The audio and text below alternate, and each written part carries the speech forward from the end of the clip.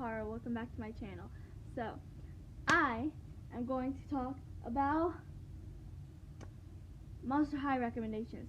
So, I hope most of you at least know the name Monster High.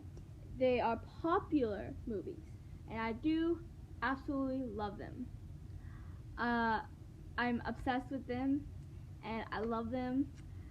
Draculaura owns my heart. She's amazing. I'm obsessed with her, and Twyla, and Abby, and Laguna. They are my top 4 favorite characters. And I love Draculaura and Claude as a couple. I love Cleo and Deuce, Abby and Heath, even though they never technically became a couple. I ship it. There's Spectra and Porter. There's Opera and Johnny are pretty cute. I'm in love with Caddy and Pharaoh. I love Deuce as a character, and Cleo and Gulia. Gulia deserves a little bit more love. Just throwing that out there. But yeah, there's just so many characters that I'm in love with, so many couples, and the storylines, the movies, the reboots. Let's forget about it. Just talk about the original movies, because they are amazing, and I love them. So I want to do books based off, well, not based off, but like books that have some sort of aspect that gives me even if it's just a little Monster High vibe. Something that's like, oh, Monster High did something kind of similar.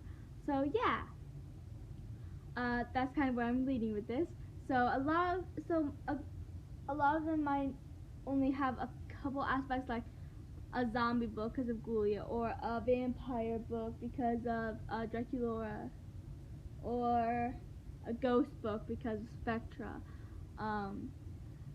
But yeah, you know, because they're monsters, so pretty much any monster-based book can give you Monster High feels, to be honest.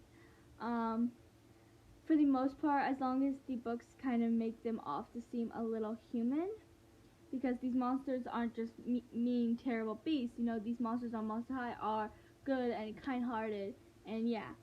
So that's kind of where I'm leading with this. Now there are going to be a few towards the end of the videos, the last books I do that are more on the nose for Monster High, and you'll understand that when I actually get there. So yeah. So let's start with, let's see. Okay, I'm gonna start with, if I can get these books in order. This one. So this is the only book out so far. I actually know the author, sort of. We talk on Wattpad. This book, I did a whole review on it, and it's good. You know, it was a little confusing at times. In the beginning, it was kind of slow, but I did get really intrigued to it, and now I really want to know the second one, because I need to know what happens now after this ending. So it leaves you off the cliffhanger, pretty big one, and now I need to know more. But it's good, and I do recommend it.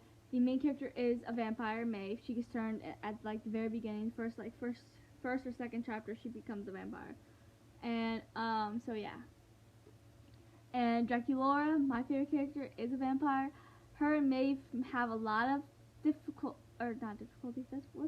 okay. No, they have a lot of they're nothing alike really. Draculaura is like the sweetest person alive, or unlive, like she's dead. But okay, you know what I mean. Draculaura has the biggest heart of any monster, which is mentioned in one of my all-time favorite Monster High movies, Why Do Ghouls Fall in Love? And okay, there should be no, it shouldn't be a surprise that the Draculaura-based movies are my favorite. Why Do Ghouls Fall in Love and Fries Camera Action, those are my 2 favorites, but I love a lot of others. I love Blue York and Haunted, and even though they do have Draculaura in them a lot, they're not just about Draculaura. So, yeah, yeah.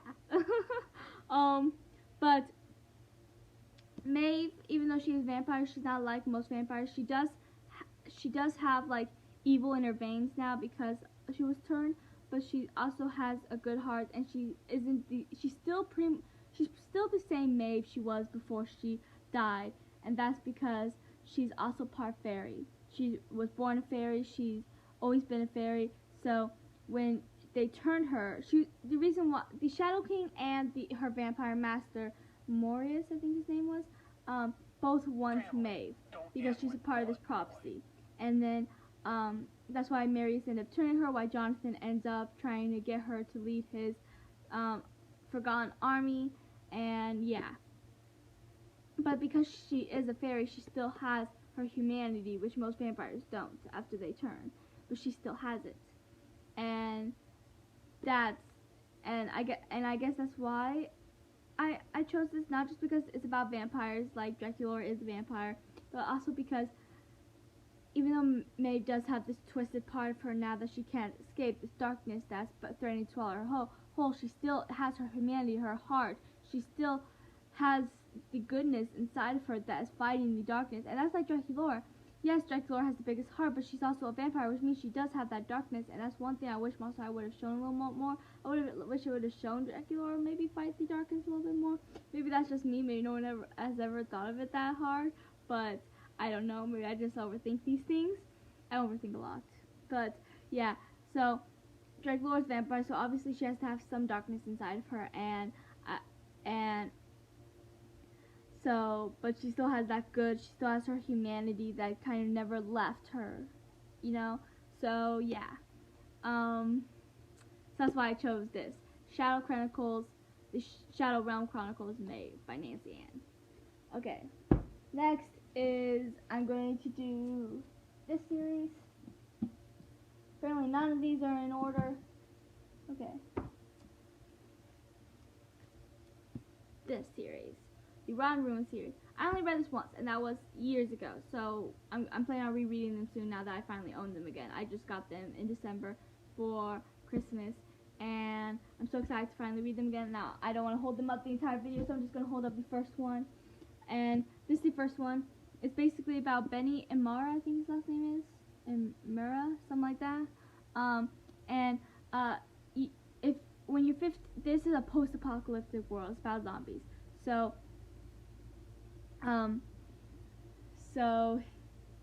he basically, if when you turn 15, you have to get a job, or you run out of your food supply.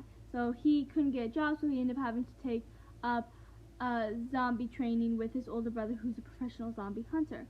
And he thinks it's gonna be lame, but then he ends up learning a lot of valuable lessons about zombies, about people, about everything. And yeah, so but I didn't just choose this because Ghoulia is a zombie. I love Ghoulia. She's very underrated, if you ask me. But I didn't just choose this because of Ghoulia. Because these zombies are more like the Walking Dead zombies for the most part. But why I chose it, even though there's not a lot I remember about the series, there's one thing, hold on, let me find it, in one of these books on the back it says, where is it? Oh, here it is, okay. It says, zombies were people too. They discovered the zombies were people too, so I guess, I think, I might be wrong, but I think, I think they end up trying to find a cure or something, trying to save the zombies. I don't know. They find out that zombies, they realize that zombies were people too, and then maybe they can still be saved.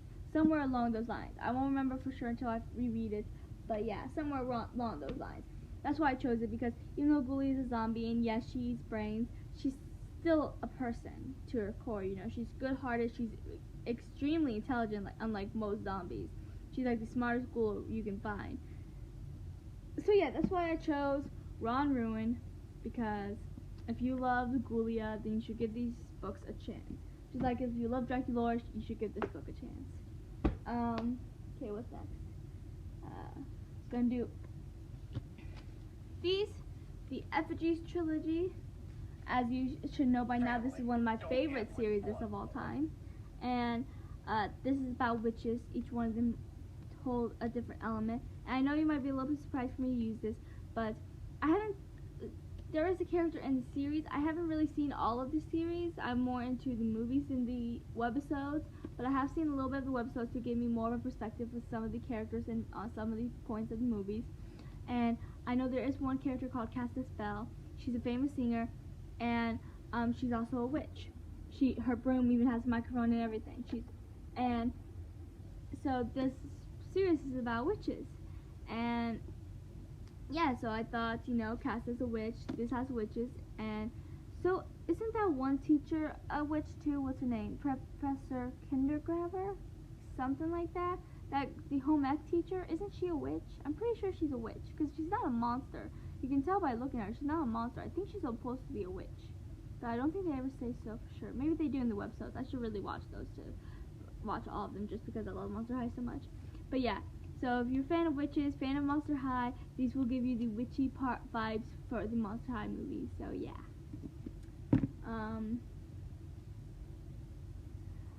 Okay, let's see what's next. Okay, here.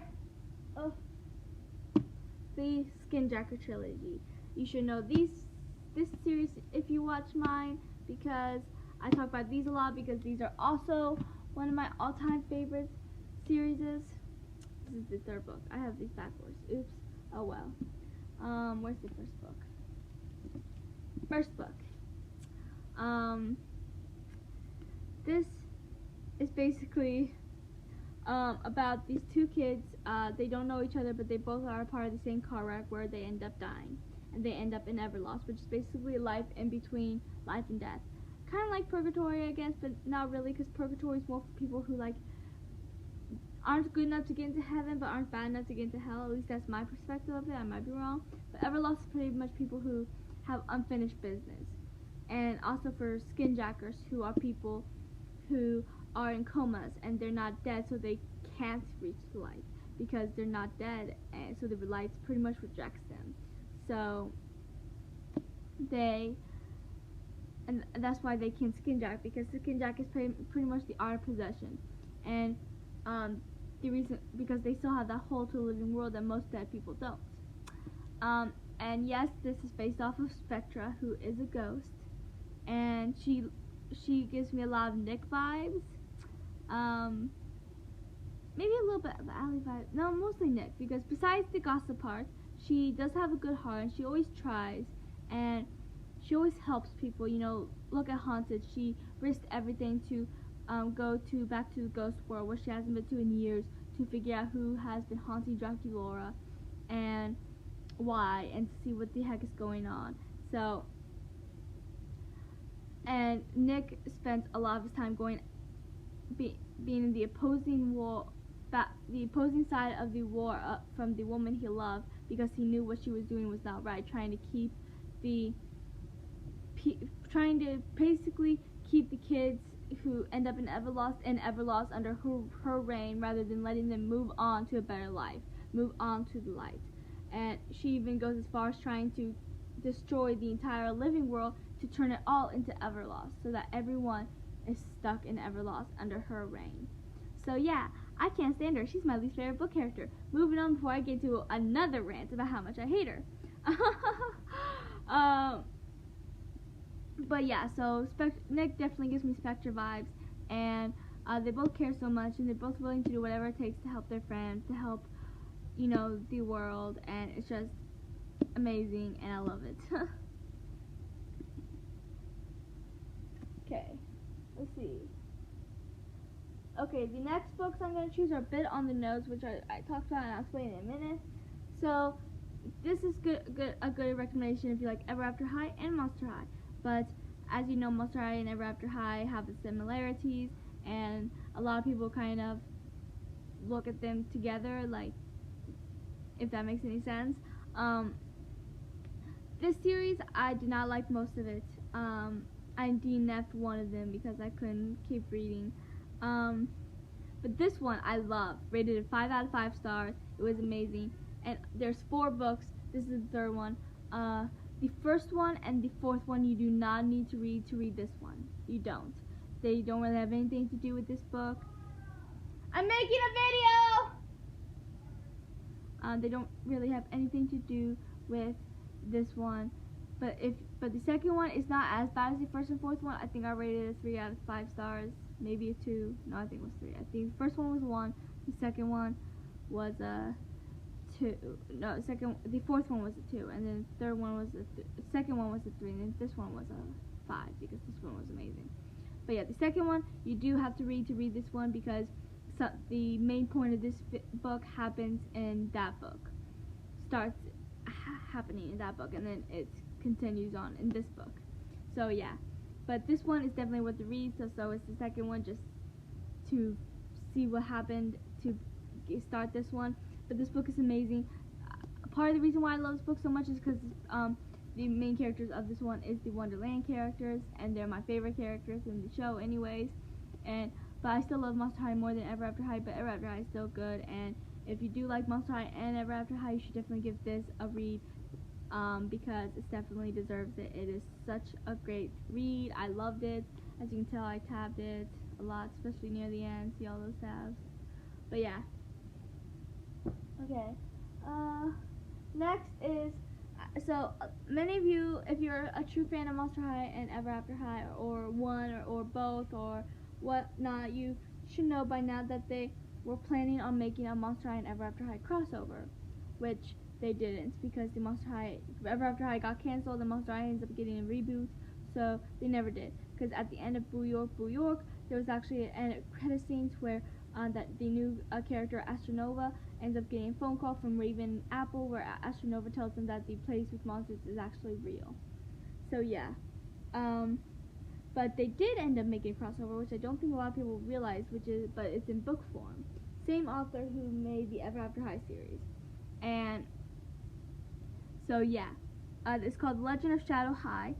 But the only issue I have with it is that the Monster High aspect of it isn't from the original Monster High movies, it's from the reboot. That's my only issue with this book. I do like it a lot, you can tell with all these tabs. I'm glad that has a lot to do with Draculaura, because she is my favorite character, obviously. It doesn't have my favorite Ever After High character, sadly, because my favorite Ever After High character is Lizzie. But it does have my second favorite character, Maddie. She's in here a lot.